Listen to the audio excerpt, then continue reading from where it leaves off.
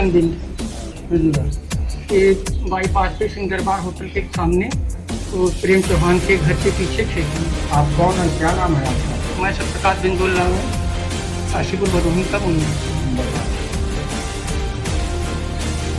पता बताएं। हम 29 मई को हमारे बच्चे की वहाँ हत्या करके खेत में फेंक दिया गया। मेरी बाइक वहीं खड़ी थी और उसके बाद हम लोग बीएससी अस्पताल हम लोग पाए, इलाज के दौरान उसकी मृत्यु हो गई।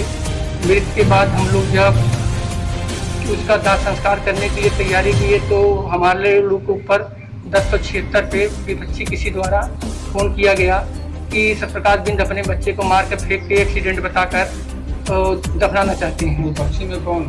विपक्षी में हैं एक, उनका नाम तो ओपन नहीं करें प्रशासन वाले, लेकिन कोतवाल ही द्वारा विधायक को भी बताया गया, कोतवाल ही द्वारा तो चेयरमैन को भी बताया गया है कि 1076 सत्यप्रकाश के खिलाफ कंप्लेन आया।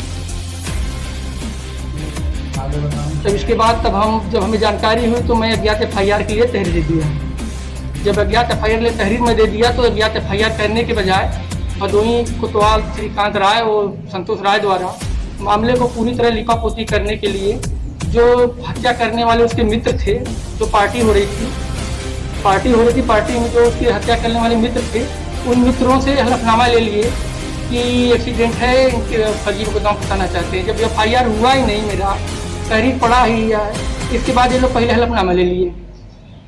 इसके बाद जब हम लोग दबाव पड़ा तब ऊपर से तो माननीय हिंदू जागरण मंच के प्रांत उपाध्यक्ष रमा कीर्तन द्वारा जब उनके नेतृत्व में धरना मुख्यालय बैठने की बात आई, 2 तारीख को दिया गया अल्टीमेटम, 3 तारीख को FIR करके हमें कापी दिए।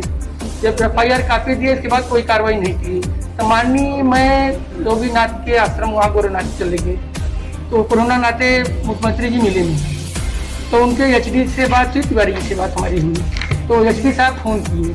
जब HD साहब फ़ोन किए तो श्रीकांत राय के पास, श्रीकांत राय ने साफ लफ्ज़ों में कहा कि सत्यप्रकाश बिंद अपने बच्चे की हत्या करके और सत्यप्रकाश को हम ही बचा रहे हैं, और जब वो बचा रहे हैं मैं तहरीर दे रहा हूँ कब का, और आमरण अनशन बैठे तैयार होते FIR कर रहे हैं, विपक्षी से पैसा लेकर सारे मामले को दफा सफा कर रहे हैं, कह रहे हैं क्राइम नहीं बन रहा है, ये नहीं बन रहा है, और विपक्षी द्वारा हमारे पर प्राणघातक हमला किया जा रहा है। मैं फ़ोन कर रहा हूँ, फ़ोन तक नहीं उठाते हैं, और जब PCB नंबर गवर्नमेंट का है कि गवर्नमेंट का नंबर गवर्नमेंट के पैसा से लोग खाते हैं, गवर्नमेंट के पैसा के मोबाइल चलता है, मोबाइल से एक बात नहीं कर रहे हैं, यानी इनके सरकार को पूरी तरह बदनाम करने के मंशा सरकार को बदनाम कर रहे हैं, और ये जंगल राज पूरा लाजमी है। जब इस हत्या में माननीय आपके रमेश बिन सांसद द्वारा उनका रिश्तेदार फंस रहा, उनको पूरी तरह इसमें पैरवी वो कर रहे हैं, जबकि वो ये क्या कहते हैं बसपा हाथी बेचकर अब कमल बेचना शुरू कर दिए हैं। यही दशा थी, मायावती को पार्टी से निकाल फेंक दी थी, यही फिर ये खाने हैं रमेश बिन के दबाव में लोग सब काम कर रहे हैं।